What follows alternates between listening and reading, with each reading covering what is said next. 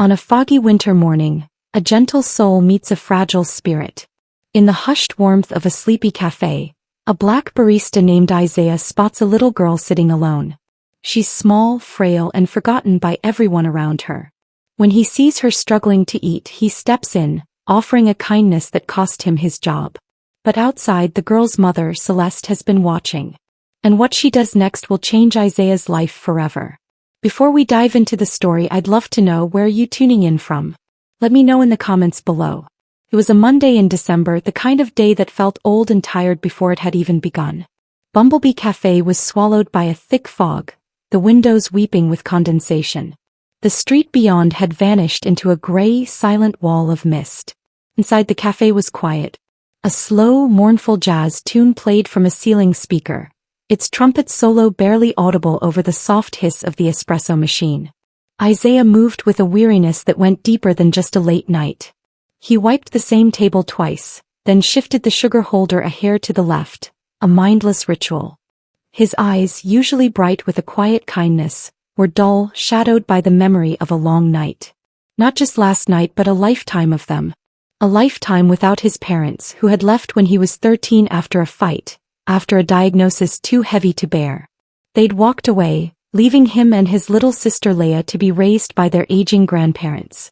When Leah was 8, she was diagnosed with leukemia. Isaiah was 15, old enough to understand everything, too young to carry it. He became her rock, the one who stayed up through her fevers, the one who read to her in the dark, the one who learned to cook when their grandparents were out working double shifts.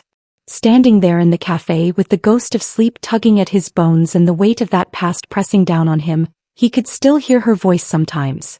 "Can you help me? My hands won't work today." The cafe held only 3 other patrons. An old man with a crossword puzzle, a woman scrolling on her phone, and a college student typing with frantic speed. No one spoke.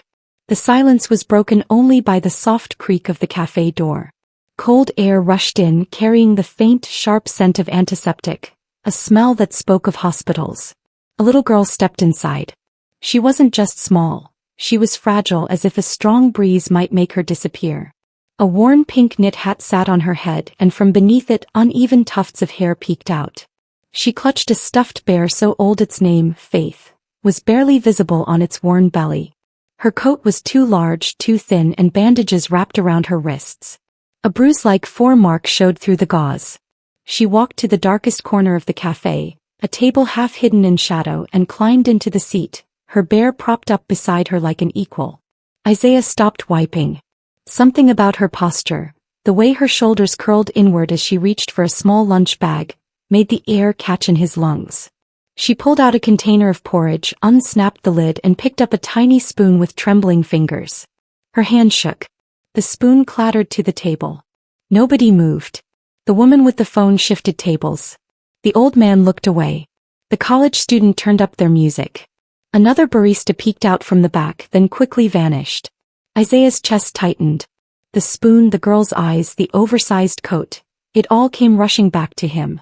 The cold hospital floors, the hum of machines, the sterile smell of alcohol. He remembered the way Leah's hands had trembled, how she tried to feed herself even when she couldn't. He remembered the nurse who was too busy to help, so he'd fed Leah. He'd held her bear. He had stayed when no one else would. And he remembered when she died. He looked at the girl again, this stranger who mirrored his past, sitting in a chair no one else would approach. He felt the familiar conflict, the split second between fear and compassion. "Thompson, his manager," his voice echoed in his head. "No risks, Isaiah. We're not a daycare. You see signs of illness, you don't serve." Isaiah knew the cost of this kindness. A warning, maybe 2, and then he'd be out. With no family left, this job was all he had. But then he saw the girl's small, fragile hands and saw Leah reaching for help all over again. He dropped the rag.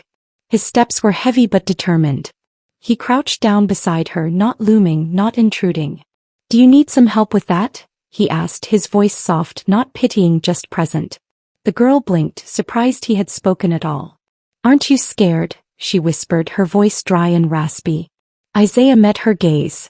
"No," he said quietly. "Not of you."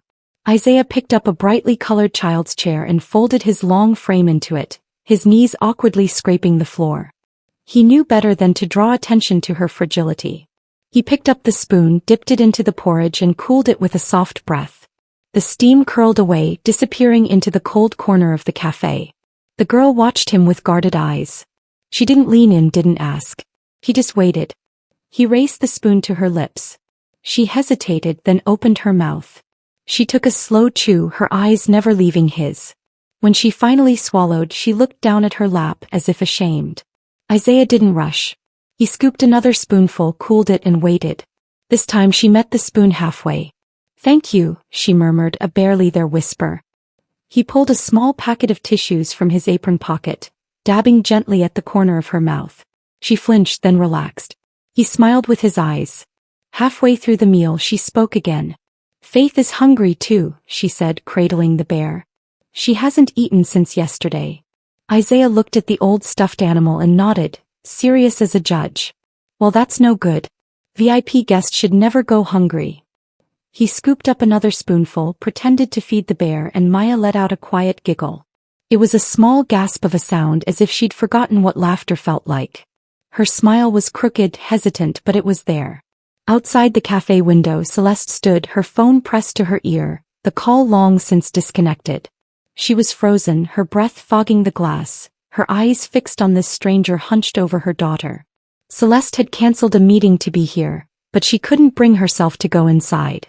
Shame held her hostage. She was a strong CEO, a decisive leader, but as a mother she felt like a failure. Watching Isaiah, this young man with tired eyes and worn shoes, she felt her throat tighten. Maya wasn't used to this kind of tenderness from anyone outside their home. Her own father had left 2 years ago, too tired of the weight of loving a terminal child. But Isaiah, he hadn't chosen this. Yet here he was. Then a voice sliced through the quiet. "What the hell do you think you're doing?"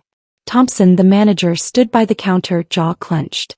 "You know this is a health code violation." Isaiah stood slowly.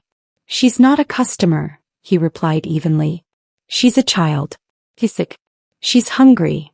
Thompson pointed at the table. "You're serving outside the counter. You're risking this business."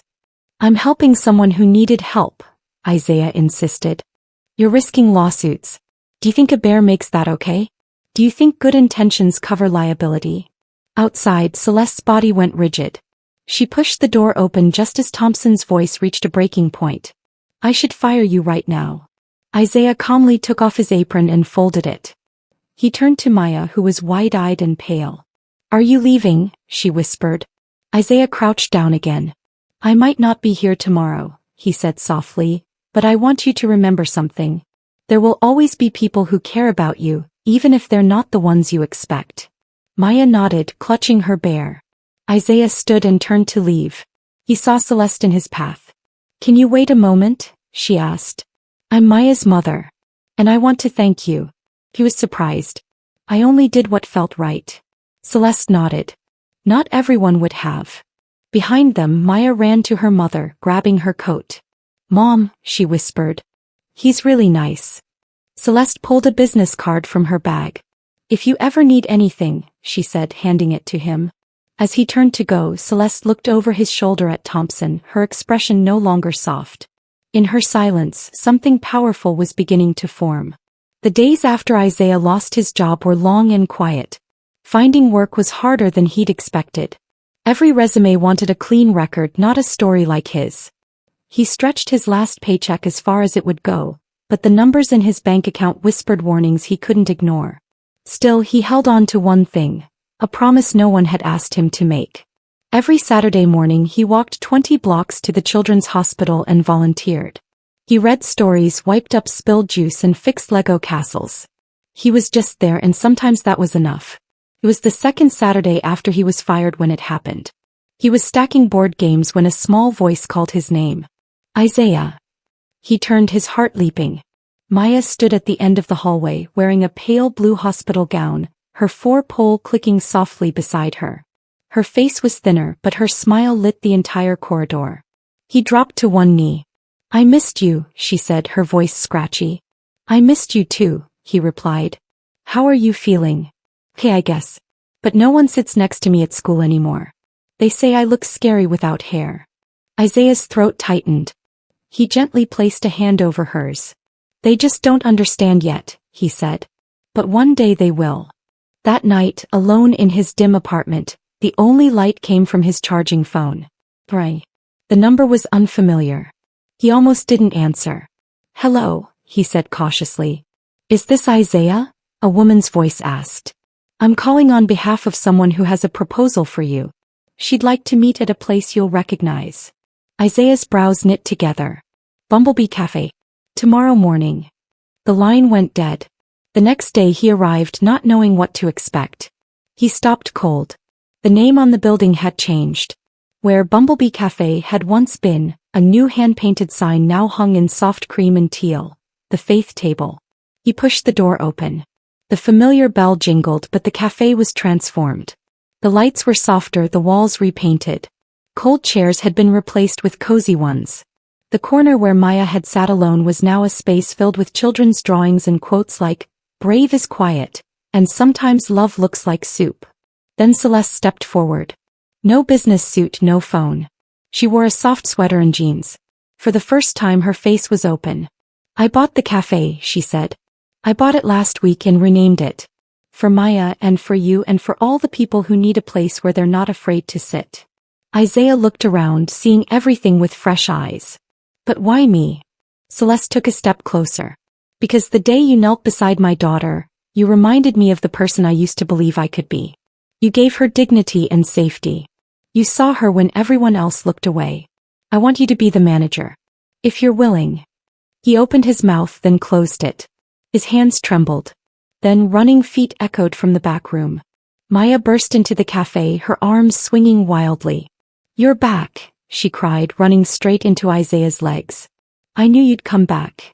Isaiah dropped to his knees, wrapping his arms around her. He buried his face in her shoulder. His chest heaved and then the tears came heavy and real. It had been 5 years since he'd cried. Not since Leia.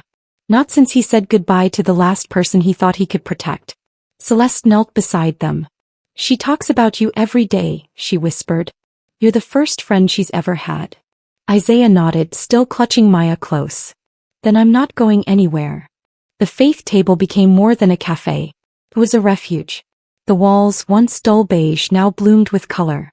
Hand-painted rainbows stretched above tables where laughter was no longer a rare sound. In the far corner, a sign read, "Warrior's Corner," a space for children who had known pain too early. Maya sat at a center table, her legs swinging, her purple sneakers kicking the air. Her hair had grown back in soft tufts, no longer hidden beneath a hat. She wore a shirt that read "Brave Enough." With a crayon still pressed to paper, her hand suddenly twitched and dropped. Her body lurched, her eyes fluttered, and she collapsed sideways, her chair hitting the floor with a sharp crack. The cafe exploded into panic. But Isaiah didn't hesitate. He pushed through the crowd, scooped Maya into his arms and pulled out his phone. His voice was calm even as his heart pounded. Celeste dropped to her knees beside them, her hands hovering, her breath fast and shallow. "Maya, baby, I thought you were getting better," she cried. "I'm so sorry I let my guard down." Isaiah didn't look up. "She's going to be all right. Just breathe, Celeste. She needs us steady." The ambulance arrived in minutes, but it felt like hours. The rest of the day blurred into the cold lights of the hospital. Maya was stabilized and moved to a private room, unconscious but safe. The doctor spoke to them gently, explaining the setback. They would have to wait. That night, Isaiah sat in a stiff plastic chair, his coat draped over Celeste's shoulders. She sat by Maya's bed, unmoving, her eyes fixed on the rise and fall of her daughter's chest. Isaiah returned with 2 coffees. "You have to stay strong," he said quietly. "When she wakes up, she's going to look for her mother's eyes first. You want them to be brave." Celeste's lip trembled. "You're the first person who's ever said that to me without sounding like they'd never had to live it." Isaiah sat back down, the heat of the coffee warming his palms. "I've sat in this chair before," he said. He told her about Leia, about his parents leaving, and about how he tried to be everything his sister needed. But she died anyway. And when she did, I asked myself over and over, did I do enough? Celeste's eyes filled with tears. "My husband left when Maya was 4. He said he couldn't breathe around the fear anymore. I kept thinking maybe he was right." Isaiah looked at her steady. "She's not alone," he said. They sat in a silence that didn't hurt, a silence that held them. Celeste reached across the space and touched his hand. You did everything you could for your sister and you're doing the same for Maya now. You've already made things right. He nodded, his voice low. We both have. In the only ways we know how. The first light of morning touched the window blinds. Maya stirred. Her eyelids fluttered open, her eyes drifting between the two silhouettes at her bedside. Mom, Isaiah. You're both here, she whispered. Celeste reached for her hand, tears streaming down her face. Isaiah leaned in. We're right here, he whispered. We're not going anywhere. Their hands met across her hospital bed and the night began to lose its grip. The sun spilled through the front windows of the faith table, bathing the cafe in a soft golden warmth. The walls, the bookshelves, the faded superhero mural. Everything felt fuller. Fuller of presence, fuller of grace, fuller of the kind of hope that simply lingered, quiet and enduring. Maya sat at the center table, her legs swinging, her purple sneakers kicking the air. Her hair had grown back in soft tufts. She picked up a spoon and lifted it with the pride of someone doing something no one thought she would ever do alone again. Uncle Isaiah, she called across the room, her voice full of delight. Guess what? I ate 3 bowls today by myself. Isaiah walked toward her, slow, unhurried. That's a record, he said, crouching beside her. You're strong enough. Across the table, a younger boy sat stiffly. Maya turned to him, her face serious. Hold your spoon like this, she said, guiding his fingers. It's okay if it shakes. Just take your time and blow first. It makes it taste better. The boy stared for a second, then copied her. Isaiah stood back and watched, a quiet pride settling over him. Beside him, Celeste leaned against the back wall, a mug in her hands. She wore the same gray cardigan from the day she'd hung the new sign, the day she stopped running from her fear. She didn't say anything, not at first. He didn't need to. Isaiah stepped beside her. They both watched Maya laugh freely, her spoon clinking against the bowl as she helped another child. She's different, Celeste said softly. She's alive, Isaiah answered. Not just breathing. Living. Celeste tilted her head. And us. He thought for a moment, then nodded. We're here.